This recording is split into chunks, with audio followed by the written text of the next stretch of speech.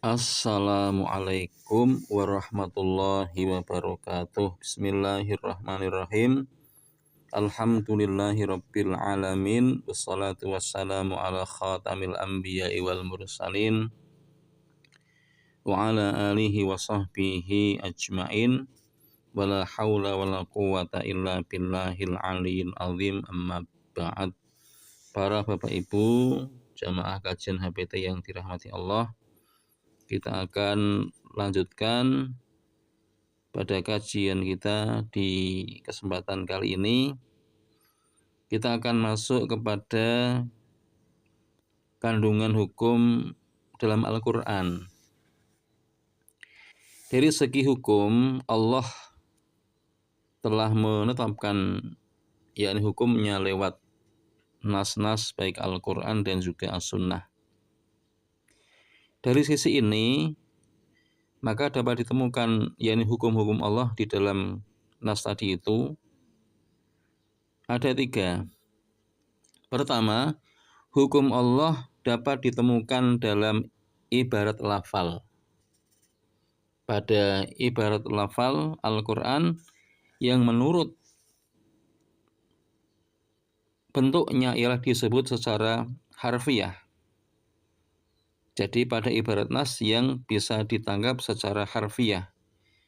Bentuk ini disebut hukum yang tersurat di dalam Al-Quran. Yang kedua, hukum Allah yang tidak dapat ditemukan secara harfiah dalam lafal Al-Quran, tetapi dapat ditemukan melalui isyarat atau petunjuk lafal nas yang tertera dalam Al-Quran. Hukum dalam bentuk ini disebut hukum yang tersirat di balik lafal Al-Quran. Yang ketiga, hukum Allah tidak dapat ditemukan dari harfiah lafal Al-Quran dan tidak pula dari isyarat suatu lafal yang ada dalam Al-Quran, tetapi dapat ditemukan dalam jiwa dari keseluruhan maksud Allah atau pada maqasid asy-syariah dalam menetapkan hukum. Hukum Allah yang dalam bentuk ini disebut hukum yang tersuruh atau tersembunyi di balik Al-Quran. Jamaah sekalian, kalau kita lihat perumpamaannya atau bahasa mudahnya adalah pada usul fikih, maka bisa dilihat hal-hal yang berkenaan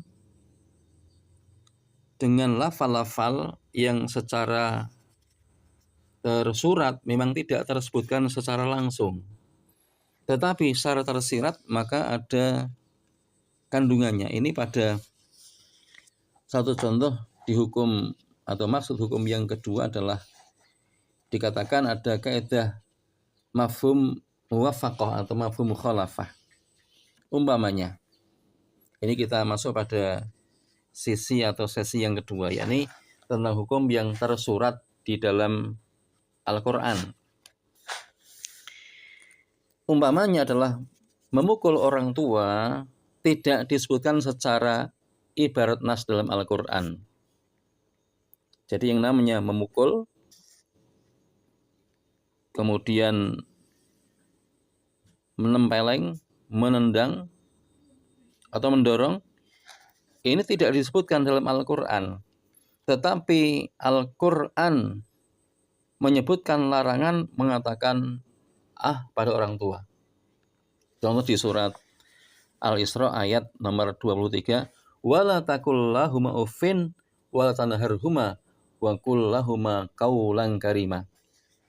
Dan janganlah kalian mengatakan kepada keduanya, dan jangan kalian membentak keduanya, tetapi ucapkanlah dengan ucapan yang mulia. Bapak Ibu, hukum memukul orang tua walaupun tidak terdapat dalam Al-Quran, tetapi dapat diambil kesimpulan, dapat ditetapkan hukumnya dengan cara merenungkan hukum yang berlaku pada ucapan uf. Kalau ucapan uf saja maka tidak diperkenankan, Maka apa? Apalagi sampai memukul, menendang atau mendorong orang tua. Ini disebut dengan yakni kias aulawi.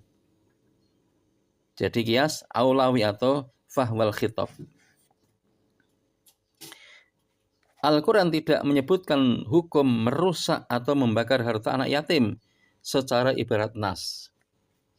Jadi nggak ada ucapan atau lafal nasnya yang mengatakan yakni tentang masalah larangan untuk merusak atau membakar harta anak yatim.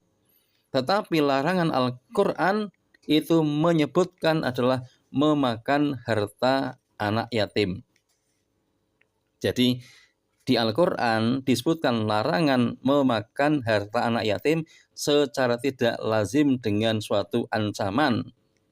Ya, jadi makan harta anak yatim itu dengan tidak lazim, artinya memang dia keruk, dia makan. Lain kalau seorang yang memelihara anak yatim, ya orang miskin, kemudian ngopeni anak yatim, maka tentunya karena dia ngopeni, dia berhak untuk yakni makan bersama anak yatim tadi itu. Tapi orang yang mengeksploitasi untuk memakan harta yatim tentunya jelas dilarang. Nanti bisa dilihat pada An-Nisa ayat nomor 10. Itu larangan untuk makan harta anak yatim. Walaupun hukum merusak atau membakar harta anak yatim tidak dijelaskan, namun dapat ditetapkan dengan menggunakan pendekatan yakni ra'yu. Berdasarkan perentangan hukum yakni apa? Memakan harta anak yatim. Maka bisa dikiaskan yakni apa? Memakan harta anak yatim. Nah, ini yang disebut dalam usul fikih dengan yakni mafhum musawi atau lahnal khitab. Jadi ya sama antara yakni memakan atau mungkin merusakkan, menghancurkan, menilep harta anak yatim. Itulah satu contoh bahwa ada nas-nas yang memang secara lafziyah tidak disebutkan di Al-Quran, tapi secara yakni maknawiyah atau secara tersirat maka tentunya hukumnya bisa digali. Itu satu contoh yang berkait dengan penetapan yang berkenaan dengan masalah yakni penggunaan hukum yang tersirat di dalam Al-Quran. Maka kesimpulannya ada tiga hal ya kandungan hukum Al-Quran. Satu, hukum yang memang secara lafziyah itu muncul, ini yang disebut dengan hukum yang tersurat dalam Al-Quran. Yang kedua, hukum yang mana terlihat secara tersirat dalam Al-Quran, maka ini perlu digali dengan pendekatan-pendekatan yang kita kenal dengan usul fikih. Kemudian yang ketiga adalah hukum yang memang tersuruh atau tidak terlihat, baik secara yakni harfiah, ya lafziyah ataupun secara maknawiyah itu tidak terlihat, baik secara tersurat maupun tersirat tidak tampak, maka ada kandungan yang memang bisa digali lewat yakni istihad yang lebih mendalam lagi. Itulah para Bapak Ibu berkenaan dengan masalah ya penggalian hukum di dalam nas yakni Al-Quran. Demikian pula dalam hadis Nabi kita Muhammad Sallallahu Alaihi Wasallam. Demikian, semoga bermanfaat. Walhamdulillahirabbil alamin. Assalamualaikum warahmatullahi wabarakatuh.